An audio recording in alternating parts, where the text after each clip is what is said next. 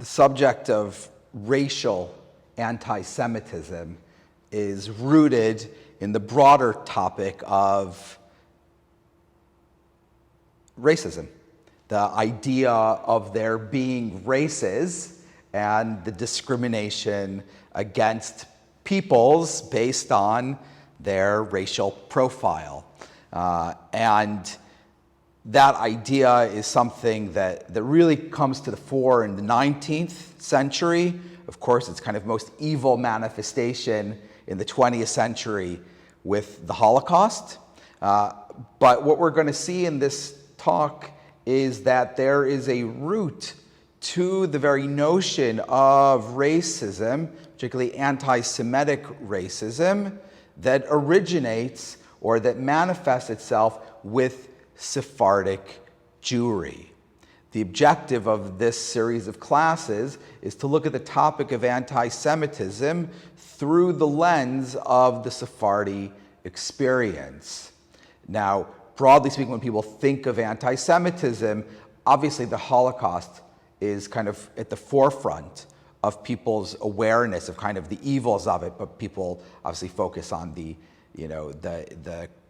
massacres during the Crusades and all the various expulsions, and obviously so much of that is rooted within the Ashkenazi experience, and so often the view or the kind of the intention to kind of understand anti-Semitism is therefore framed or considered through looking at the experience of Ashkenazi Jews. But shall we say, sadly, Ashkenazi Jews don't have a monopoly on anti-Semitism. Sephardi Jews also have experienced anti-Semitism through the millennia. The first talk in this series looked at what we might call religious anti-Semitism, right? Anti-Semitism that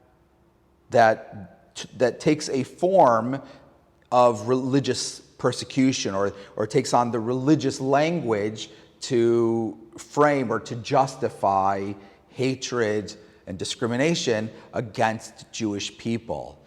Once again, we looked at how so much of that is obviously typically looked at within the Ashkenazi perspective, and all of the awful persecutions against Jewish people in Ashkenazi lands through things like blood libels, whole hosts of other kinds of accusations made against Jews within a religious context, host desecration, the idea of Jews seeing Jews as devils, right? All of that kind of that's wrapped up in Christianity and its historically complicated and somewhat antagonistic relationship with Judaism, as of course being the origin of Christianity and their belief that they are a break from Judaism, that God is a broke away from the Jewish people. So much of religious anti-Semitism, again, is normally thought of in that context. But as we saw, Sephardi Jews also experienced religiously based discrimination under Islam, right? And that took the form of being relegated to second-class status, right? And specific discriminations that impacted Jewish people based on regulations in terms of, the construction of new synagogues, the need to be deferential to Muslim people, the need to pay certain taxes, and things like that, right? So there was a very clear hierarchical relationship where Judaism was relegated to second-class status, though, at least ostensibly, Jewish physical protection was meant to be preserved, right? There wasn't a justification to harm Jews physically, though as we saw, whenever you have discrimination, it invariably leads to greater violence, even physical violence, right? And at times of strain within Muslim communities, that has bubbled over into physical persecution, right? We looked at that within the Almohade invasion into Andalusia in the 12th century, right? And how that, into the 13th century, right? And how that manifests itself with persecution against Jewish people, right? The fleeing of Rambam's family, and even at times even conversions and things of that sort. So in that sense, from a Sephardic perspective, we've also seen examples of religiously based anti-Semitism. And of course, this idea that we shared about the formulation of the late Chief Rabbi, Lord Jonathan Sacks, right, that anti-Semitism is a virus and it mutates, right, and it takes on different forms to justify its ability to infect, right, and so it's able to maintain itself across generations, because when one justification for anti-Semitism falls to the wayside, we find that new justifications are found to justify it, and kind of whatever is maybe a popular idea or the core way that identity is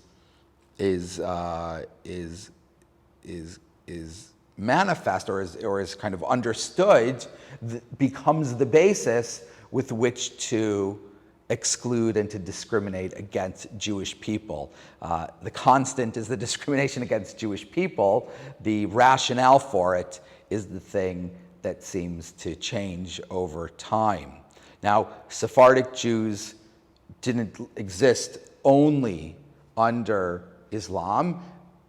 As we explored in the class that we did on the history of Sephardic Jews, they also lived under Christianity, right? Following this, or as a result of the Reconquista of Spain, the expansion of Christian-controlled Spain, and the persecutions in Muslim Spain, you have a growing population of Jewish people, Sephardic Jews, who are then living under Christian rule.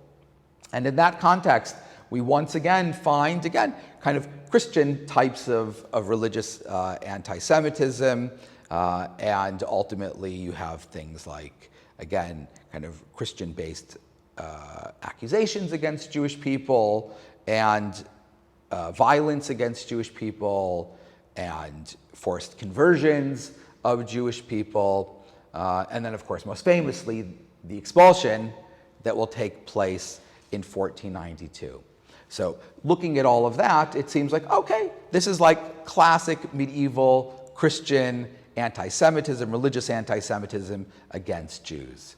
But what we actually find is that beginning during this time, you begin to find a new justification, a new formulation for anti-Semitism, which is rooted in racial ideas and what we would call racial anti-Semitism. And so there are precursors to what will become really kind of more prominent racial theory in the 19th and 20th century that already begin to manifest in the discriminations against Jewish people in Sfarad, right? Against Sephardic Jews. And that manifestation will come about as a result of the complicated experience of Sephardi Jews, which really is somewhat unprecedented within the history of Jewish persecution, religious persecution under Christianity. And that will relate to the mass forced conversion of Jewish people that will take place in 1391. In 1391, there is a sweeping frenzy that's whipped up against Jewish people. It begins in southern Spain. By then, almost all of Spain has been reconquered, shall we say, by the Christians. And in Seville, there will be whipped up a frenzy of hate against Jews. Again, we did a history class on this period where we go into more detail about exactly everything that's going on. So if you're interested in more in that, please watch that class. But with reference to kind of in short, right, there will be this frenzy that will be whipped up. It will lead to a series of massacres of Jewish people that will sweep the Iberian Peninsula. It'll go from southern Spain all the way up to northern Spain, right, even into Castile, right? Sorry, even into Catalonia. And again, in each locality, it will manifest slightly differently. Sometimes there will be interventions, but broadly speaking, there is a large amount of Jewish people that are killed, and also Jewish people that, in order to save their lives, convert, right? So essentially, they're forced to convert, right? And this creates a profound new reality in Sfarad, right, in Iberia, where you have a large population of what we might call former Jews, right, of conversos, of converted Jewish people. And there will be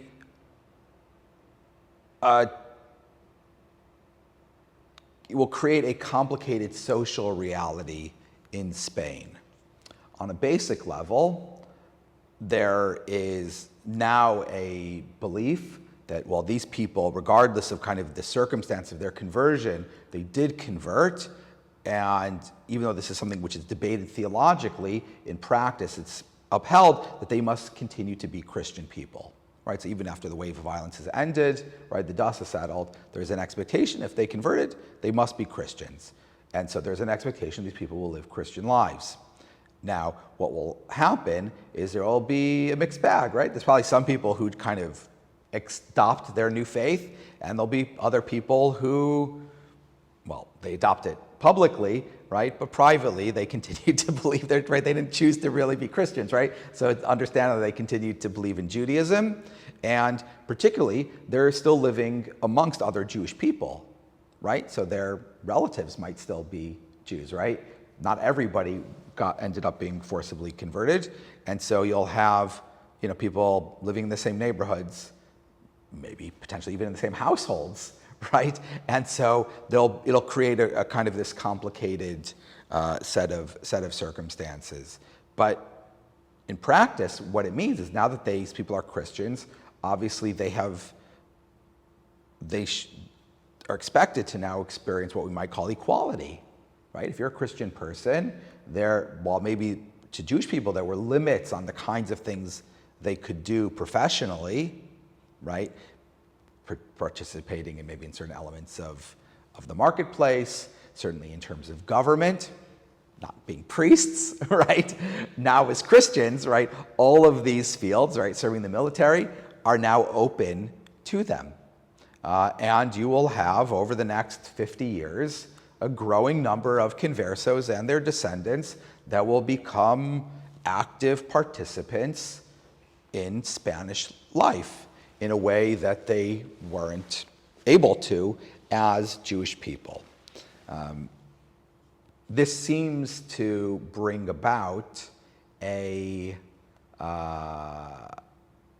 kind of an upsurge in kind of anti-Semitic feelings, because at this point there's no Inquisition, right? There's no kind of like, okay, we're going to bring in Inquisition, we're going to assess who's a good Christian, who's not a good Christian. There simply is this kind of disdain for these conversos and their descendants that doesn't distinguish between how good of Christians they are or not, but kind of a broad stroke disdain for them, and a sense that they aren't real Christians, or they're not really or not real Spanish, right? That they're not really, should not be able to kind of fully integrate.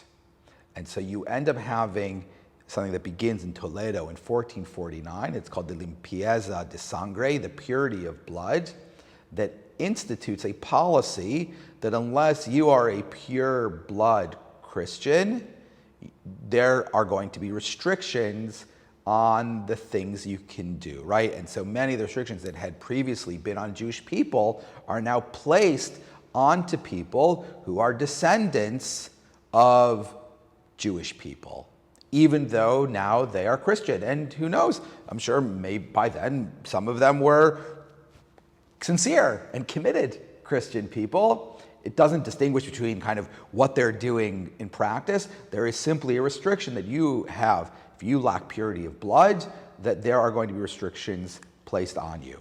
That is a new idea. Historically, if you convert to Christianity, you're a Christian. That's it. You're now one of them, right? So the fact that they impose this is now a new moment. Now, part of it, kind of explaining it, is that obviously, when you convert one or two Jews, okay, they kind of integrate, or they kind of, it doesn't impact society, right? There isn't all of a sudden new competition for jobs that previously were excluded Jewish people because it's just a couple people, right? But when you have kind of masses of people that are brought in, all of a sudden, in a sense, there's other people who are also pursuing those opportunities that previously they couldn't, right? And so it creates this, kind of frustration, right? They don't kind of look at it and be like, oh, of course they can do those things and they're competition to me, but they're Christians, so okay. They don't take that approach, even though, shall we say, religiously speaking, they should take that approach. The approach they take is, no, if you're not pure-blood Christian, then you are not welcome to be a full participant in society. Yeah. Who's the they? Is it the people, the church? So this policy begins with kind of a council in Toledo, right? Kind of the community council, the local government. But then this policy begins to spread, right? So it will actually spread to other places as well, right? And it becomes kind of a standard type of thing.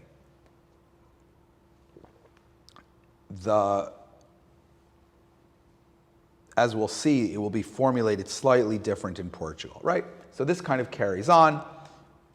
1481 comes along, an inquisition is put in place, and then ultimately, which is, again, interested not in Jews, it's interested in descendants of converted Jews. And then ultimately, in 1492, you have an expulsion, right? And that, who's expelled? Not the descendants of converted Jews, but open Jews, right? So all the Jews leave. All that's left at that point are people who have either then or previously, right, their ancestors had converted to Christianity. So at that point, that's what there is. And the same thing will then happen in Portugal. Some of them will go to Portugal. In 1497, there will be a forced conversion of Portuguese Jewry. And again, all of them will become ostensibly Christian. But again, there's put in place discriminatory policies that distinguish between what's become there known as old Christians and new Christians, right? Cristianos nuevos, right? The new Christians. And so as a result, you have what takes root really strongly in Portugal is like a very clear social gap that takes place between old and new Christians. They live in different neighborhoods. Some maybe professionally they have different practices. They will marry often just within their groups, right? It's why, when 150 years later you have new Christians that leave Portugal, they're able to integrate into Jewish communities because there's an expectation that, during those early centuries that they maintain practices of endogamy, right? Marrying amongst themselves. And that's because there were these ongoing stigmas attached to people who are descendants of Jewish people, right? And so what you find within this context is an element of what we might call racial anti-Semitism, right? These people are not Jews anymore. They are Christians. Some of them are committed Christians, certainly as you go through many generations, and yet that doesn't matter, right? There is a stigma attached to you because you are the descendant of a Jewish person. Okay, and so you start, again, there's religious overtones to this, but it is something which is different than what you find beforehand. And so this is kind of the beginning of what you might kind of think of as racial. Even that language, purity of blood, right, kind of harkens to that idea. Now, obviously, when you get to the 20th century and you get to the Holocaust, right, you have racial theory, right? That is the basis for, the notion of the Aryan race, right? The master race, the idea of Jewish people as a sub-race and the need to eradicate, right, this subhuman race from the population, right? There's kind of deep overtones of racial theory, which is fueling the anti-Semitism, or shall we say, it is becoming the formulation for the anti-Semitism. But it's no longer about religion. It's we don't care about the religion, but these people's race is the thing which is the problem. There was a controversy just a year or two ago around this question of whether Jews are a race, because there is a talk show in America called The View, and one of the speakers on The View is the famous actress Whoopi Goldberg, and in her remarks she denied that Jewish people are a race. Right? She was trying to distinguish between kind of the persecution that people with black skin face, and Jewish people, if they have white skin, right, look like maybe other people in Western societies, and therefore don't experience racial discrimination, right? And that was kind of the argument she was making. But there was a big pushback kind of from Jewish community to say, what are you talking about? The whole basis of the Holocaust was driven by race theory, right? It's quite clear that Jewish people are discriminated against based on notions of race, right? And that race might not be clearly in the idea of, your skin tone, but still this notion that there is racial distinction. And of course, when you go into the 19th and 20th century, people do distinguish even small elements, right, of physical characteristics to distinguish between races, between Jewish people and other, what we might call white people, right? And they're looking at, what exactly is the skin tone, right? It's more olivey, it's more white, right? Obviously, there's all this stuff around measuring, the shape of people's faces and noses and all these kinds of things to say like, oh no, this is clearly a different race, right? This is a Semitic race, right? These are people whose origin is from the Middle East, right? And so it's a different race. So even though some Jewish people have lighter skin tones, right, that is not a sufficient basis to say that there isn't race when it comes to Jewish people. So obviously there was a pushback around that idea, right? And of course it gets to a deeper idea, right? That Jewish people are lots of things, right? We're a religion, we're a race, as we'll look in the next lecture, right? The idea of nationality as it relates to Jewish people. But this idea of kind of this bridge of kind of racial anti-Semitism and kind of its bridge from, the 15th century all the way up to the 20th century has another kind of Sephardic link between those two eras, which no doubt was unintentional, but kind of helped fuel, shall we say, this connection between the era of the experience of the conversos in Spain and Portugal, and ultimately the final solution of the Nazis. And that's rooted in the teachings, if I could call them that, of a Sephardi Jew in the 19th century. Quite famous Jew. I often refer to him as Jewish. The name of this person will be familiar to you is Benjamin Disraeli. Benjamin Disraeli is kind of most well known for in kind of broader history as a British Prime Minister. He's a Prime Minister a number of times in the second half of the 19th century. But of course, his origin is as a Jewish person, as a likely Sephardi Jew. His family comes from Italy. As we'll see, certainly the family identified as Sephardi in London. They were part of Bevis Mark's synagogue, and in their writings about their family history, they connect themselves to the story of Jews of Castile. We don't have the genealogical links for that, but that was kind of their, at least, family story that they told. And the Disraelis were active, prominent members in the community. Benjamin's grandfather, Benjamin, was, I believe, a Parnas of the community. Famously, his father, Isaac, was invited to be Parnas. He was not a devout Jew, and he took umbrage to the invitation and refused it, knowing that presuming that they knew he would refuse it. And then at that point in time, if you refused to be a Parnas, kind of a warden of the community, you needed to pay a fine. Instead, he saw that as a way for the community to issue a, kind of to raise funds from him, and he refused to pay that fine. He refused for a number of years, and then following his father's passing, Isaac withdrew his membership of the community. Benjamin was 12 years old at the time, and he converted Benjamin to the Church of England.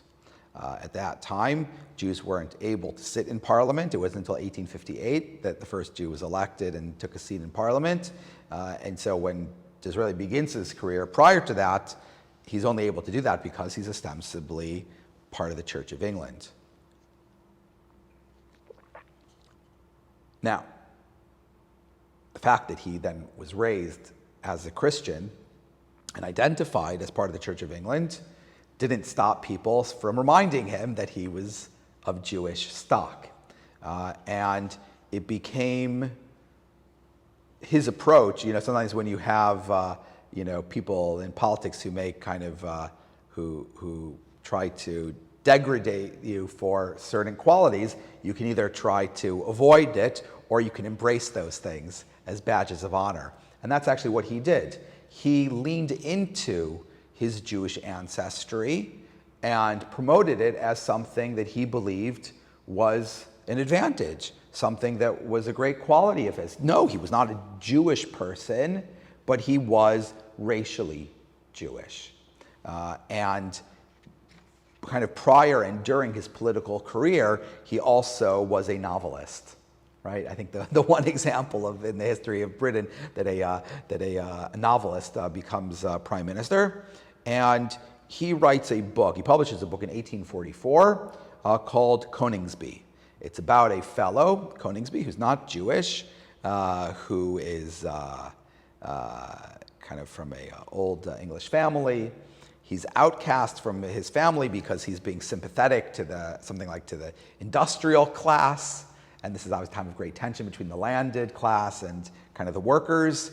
So his books are political novels. And he befriends a person by the name of Sidonia.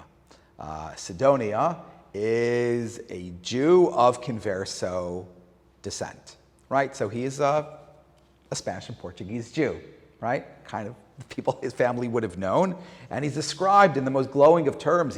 He's intelligent, he's unemotional, he's worldly, he's a great thinker, and he acts as an advisor to this Coningsby. And the idea that's put forward in this is an idea that Sidonia says, and he says in the work, he says, all is race, there is no other truth, right? So through Sidonia, it really manifests this idea of racial theory, right? And the idea that different nations of the world are different races and there are different intrinsic characteristics to them. In the context of his novels, he says that Jews, Semitic people, are the master race, and Anglo-Saxons are kind of like a class B race. So again, that idea that Disraeli is kind of being like, I'm descendant of these like highly intelligent, really kind of top class race. But what he does is put forward this idea of racial theory, which again, he didn't invent. It's something that's beginning to manifest. You think even of Darwinism, right? An idea of the survival of species, right? So again, this idea that, different groups have kind of survived through the centuries and perfected species and things like that. So you have this growing idea of race during the 19th century. Disraeli links into it. He's doing it in a way where he's trying to prop up the idea of Britain as, obviously this is a time of empire, and kind of what he feels is like kind of the right of Britain to be ruling other peoples, right? So you can see the racism that's coming in there. But in the context of Jews, he's saying it as in a quite, what we might say is, positive way, right? He's being like, Jews are great, and what he's saying is like, so for Disraeli, what he's obviously trying to articulate is he's not Jewish by religion, but he is Jewish by race, right? And it's not something he denies, but in fact says that it's something that, is a plus, is a positive about him. And so that's an idea that he puts forward. His ideas will continue to live on, and this is kind of one of the great kind of tragedies, of kind of the flow of history within this. He's even quoted by Hitler. Yeah, Yimach Shemo. He's even quoted by Hitler, who delivers a speech in the Reichstag in 1941, where he explicitly cites Disraeli to validate Nazi ideology. And he says the following, he says, the British Jew, he calls him a Jew, Lord Disraeli once said that the racial problem was the key to world history. We, National Socialists, have grown up with that idea, right? So he's almost attributing racial ideology and kind of justifying it to Disraeli, but of course, he'll flip it and say Jews are not the master race, right? The Aryans are the master race, and in fact, Jews are polluting. You have other elements that also kind of feed this idea. Disraeli, through this character of Sidonia, also has this idea of like this really intelligent Jew. They're obviously don't have full emancipation in England at that time, right? So Sidonia can't be in politics the way that Coningsby is able to enter politics. And Sidonia, in a sense, talks about kind of the influence that Jewish people have through their worldwide connections. And so again, you kind of have here this, almost this beginning of this idea that obviously takes root then and continues even to this day, of this kind of conspiracy around Jewish power, right? And kind of like this conspiracy theory that Jews behind the scenes are controlling world events. And again, that's kind of an idea you find in this character of Sidonia, which obviously becomes quite problematic. Obviously, later in the 19th century, you'll have Protocols of the Elders of Zion, right, which is this kind of made-up story of a group of Jewish people who meet, right? This is a text that's produced in Tsarist Russia, right, to fuel anti-Semitism, but then gets picked up as like being the actual minutes of a meeting of the Elders of Zion. And when I believe it's published in English at some point, and in that English version, they actually again reference Disraeli and this character Sidonia. It's kind of like evidence of like, this. See, this is the way things work. So, you have sadly some of his ideas, but again, it's not a surprise that someone like Disraeli maybe would have these notions. He does come from Sephardic background, so this has been an issue that Sephardic Jews had lived with, right? Because they had been racially discriminated against for centuries in Iberia. So perhaps, while it's not an idea that was broadly kind of known, I think Sephardic Jews for a while had kind of hung on to this idea of like a racial identity beyond kind of just their Jewish identity, right? That there's a Jewish religion, but there's also a Jewish race, right? Because they weren't practicing Jews, but they still were discriminated against. So Disraeli may have connected to that idea kind of through knowledge of kind of the history of the community that he came from, coming from Bevis Marks.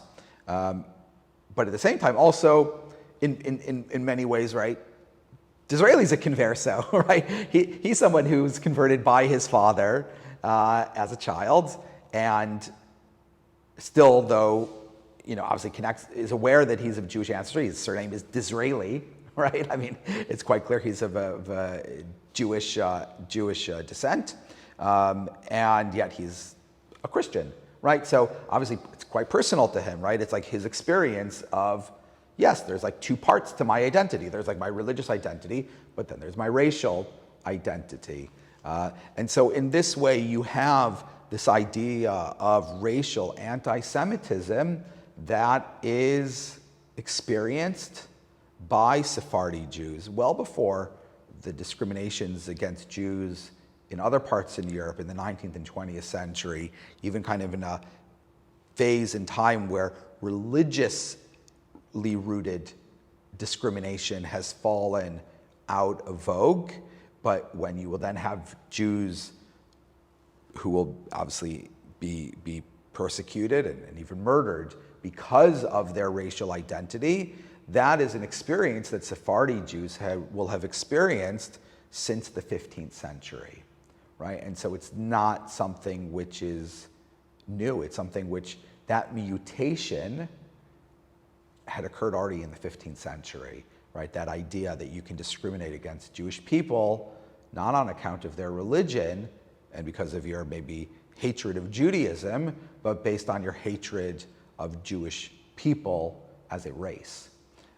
And that's something which is really important kind of to understand this mutation in that it really begins centuries earlier. And obviously, again, the culmination of that in the 20th century is going to be the Holocaust, right? So, but that, in a sense, experience begins with Sephardi Jews, that way that they did it. So, once again, you find that the idea of anti-Semitism and its mutatingness is something that Sephardi Jews also experience.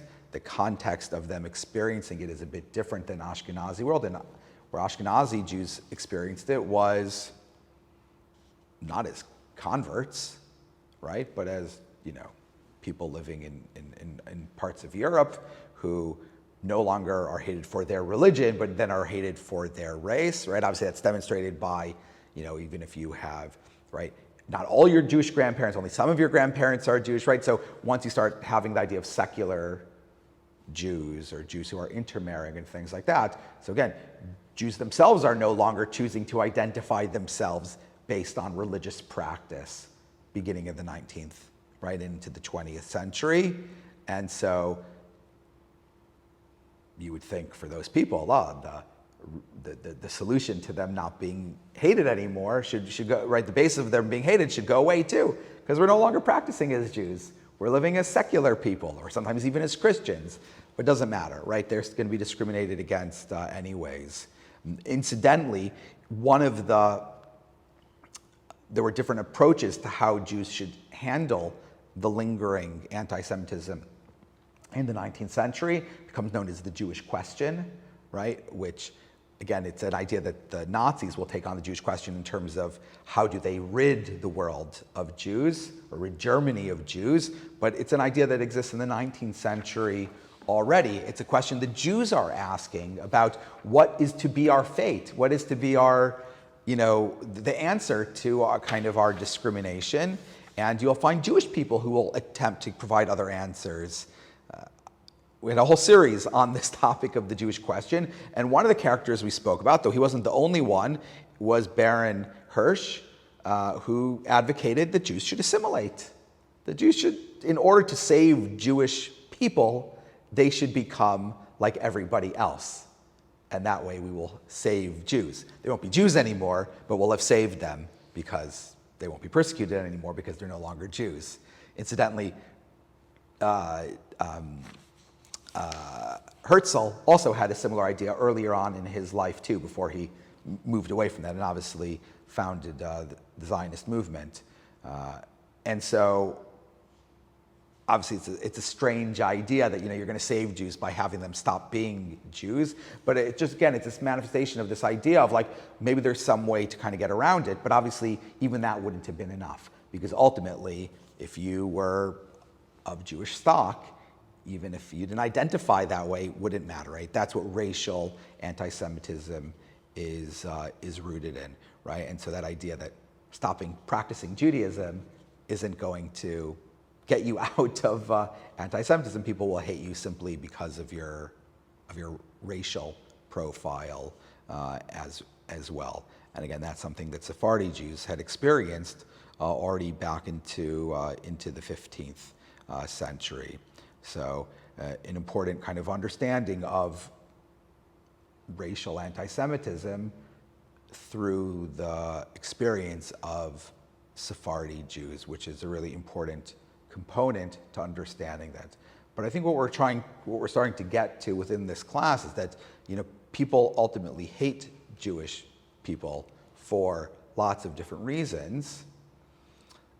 But what that also tells us is that, in a sense, the hatred of us is not justified, but the idea that we are many different things is true, right? We are a religion. Judaism is a religion. We are a race, right? And we're going to talk about nationalism, next time.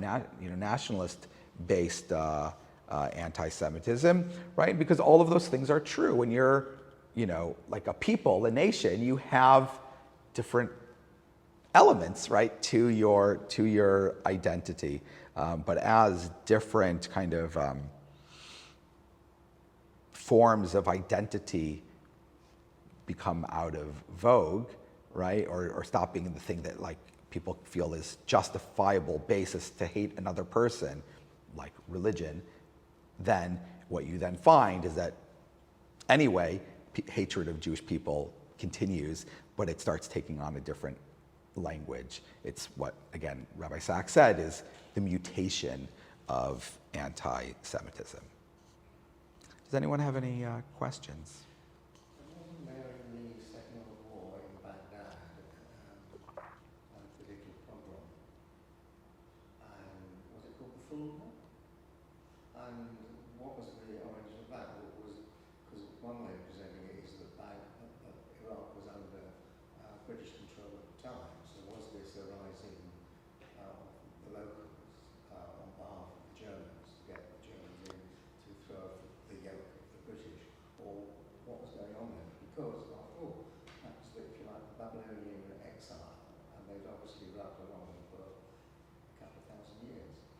Yeah, it's a good question. I'm not an expert in Iraqi Jewish history, but there is a recognition that some of these kind of German ideas did begin to bleed into the Arab world during those years. Famously, Hitler met with the Grand Mufti of Jerusalem, right? And this idea of kind of ridding Jews from Israel, right? From the Holy Land, right? So there is this idea that then begins to percolate, and sadly we've seen it manifest, in the Arab world, right? Is this kind of racial-based hate of Jewish people too, which is again it'll further manifest later into other things, which we'll talk about in the next class. But yes, you do find that some of these hates go in, they don't only mutate, but they also they infect, right? They travel, right? So what begins in one place, then kind of people adopt it in other places too. Yeah. Can I ask what's the, so you talked about religion, we're now talking about race, and then nationalism follows. For race, what's the source of the racism? And by that I mean, is it something that's led by the Catholic Church? Is it something that's led by the monarchs in the Iberian Peninsula? Is it populism rather than something led from on top? What are the instigators of that? Yeah, it's a great question. I would say fundamentally it's populism, right? Which I think is a lot of times, what these things are. Sometimes the people in leadership will then give form to it, right? As a way of kind of following the tide of kind of popular, beliefs. But I think part of it was that all of a sudden you had all these Jewish people who were now participating in different parts of life, but as Catholics. And so there's kind of this popular pushback against it. Again, and the justification isn't, they're not good Christians. That's going to come later, those kinds of accusations. What it's fundamentally rooted in is all of a sudden you have a huge group of people, because there were lots of these people, and all of a sudden they're now entering all these other fields and parts of life. And so there's kind of pushback to say, no, no, only the purebloods are going to be able to do that. And then obviously it's put into law, and it's policies that are maintained and so on. But it seems to be a representation coming as a result of the way that society is feeling about these, converted ones. But then you mentioned, I can't remember if you used the word assimilation or integration, but it's almost as though there's a movement saying, on the one hand, you need to assimilate or integrate to protect yourself, but on the other hand, the more you assimilate and integrate, the more you're in danger, because populist sentiment will be against you taking part in society. Well, I think that's been the tension, right? Meaning when, and again, it's hard to talk about every place in every era at the same time, but obviously that's the tension is, when Jewish people have stood apart, well, then we're kind of identified as other, but then other times when Jewish people have tried to integrate, sometimes they're seen as infecting, right? To use the language of the Nazis, right? Or they are simply, they're taking over, right? They're, in that sense. And so then there's pushback against that as well. So it's kind of like, you're darned if you do, you're darned if you don't, kind of thing. And in a sense, kind of employing these tactics of how do you combat anti-Semitism? Well, it's not going to be around this issue of, oh, you stand apart and that's how you fight it, or you integrate and that's how you fight it, because, well, on both sides of that, we've experienced, those discriminations and hates anyway. And in more current times, 2026, there's no difference in anti-Semitism, whether it's Sephardi Ashkenazi, no, it's all across. So in terms of kind of what it is today, in terms of Sephardi and Ashkenazi Jews, it's a really good question. I think that's what we're going to dive into a bit more in the next class, when we kind of look at the way that it further mutates. And again, we'll look at kind of this Sephardi prism for kind of looking at that next stage of mutation and kind of how the Sephardic experience, maybe provides insight into that, or certainly a reaction to it. It may be something for next time, maybe it's not. Can you tell us anything about the Aliens Acts at the end of the 1700s, beginning of the 1800s? Was that, I get the impression that was something about the Napoleonic Wars, rather than picking on Jews that they were Jewish. It was simply wanting to make a record of everyone who was a recent arrival in Britain. So it wasn't particularly racial or racist. Maybe it was nationalist, I don't know, but it was. Yeah, and again, I think the part that's important to say is, these ideas, and that's part of almost what we saw today, they're not like, this era goes from here to here, and then this goes from here to here, and then this, because obviously there's overlap with these things, and it's not like you don't find religious anti-Semitism today. You obviously find anti-Semitism today still, which is rooted in religious thinking, groups that don't like Jews still because they believe in kind of a religious, difference. So it's not like you can ever kind of point to, complete eras, even though we kind of can see broader trends that happen across time. But I think that idea of kind of nationalism, correct, I think that's something we'll jump into more in the next class. But again, it doesn't mean that you can't have elements of it in the 18th century, and then, the idea of nations exist, right? So the idea of nationalism in that respect, the question is in terms of its relationship to Jewish people and how that connects, right? That's what we kind of need to jump into a bit more next time. I thought the Aliens Acts were from about 1903, 1906 onwards, and they were specifically to keep East European Jews out. And the argument was the same: when the crime, they're taking the jobs away, there was competition for work. And in fact, in the early years of the 20th century, the chief rabbi did write to his colleagues in Eastern Europe asking them to stem the movement. Yeah, so again, all of these things are relevant. There's stuff in the 18th century around foreign Jews getting citizenship in England, which is a debate. So yeah, again, you don't, these things again, like I said, are not, you can't fully periodization them. You can't completely say, you know, from this year to this year is this, that year to that year is that. You'll find overlap. And again, it's because ideas evolve and develop over time, right? And the same thing with anti-Semitism, you know, things mutate also kind of gradually and over time. But again, it's kind of almost looking at this periodization is almost looking at when do they kind of take on their full kind of height, their full kind of manifestation of it, right? So I think even though you're finding things in the 20th century that you might say, okay, this is elements of nationalism, obviously you can't look away from the Holocaust, right? Which is rooted in racial theory. So, you know, that becomes kind of the height of this racial anti-Semitism.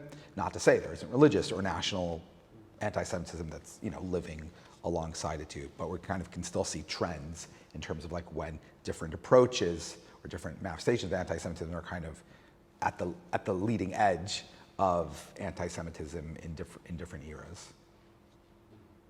How did,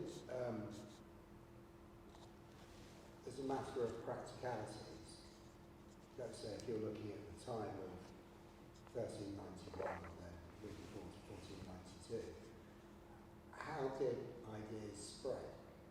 I mean, if you're, just to compare, if you're looking at Nazism, there's radio, there's television, there's media, there's ways of broadcasting things to the people quite rapidly, not as rapidly as, say, social media today in terms of the spread of dangerous ideas. Yeah. But how would it have happened in 1391 or 1492? Is that sort of an edict from the ruler or the church, which then gets spread through churches? Or No, actually, so the thing that's happening in the kind of the late 14th, 15th century are actually like these religious, almost like walks that are happening. And so you have like these religious groups that are actually like traveling throughout places, you know, the flagellants, and there's kind of these different kind of Christian religious communities. That's like part of the way that the religious life is. And so you'll actually have kind of like these like flows of people that are kind of going. And so it may be part of that movement, but again, people are still moving around. You know, people actually kind of go, and ideas are, you know, people are hearing about things, right? So it doesn't happen, you know, it can happen over a year, right? It's not like everything happens overnight in the way that you might think, you know, it will happen in the modern era. But people are still, you know, traveling throughout different places. Yeah. Okay, we'll finish this talk here.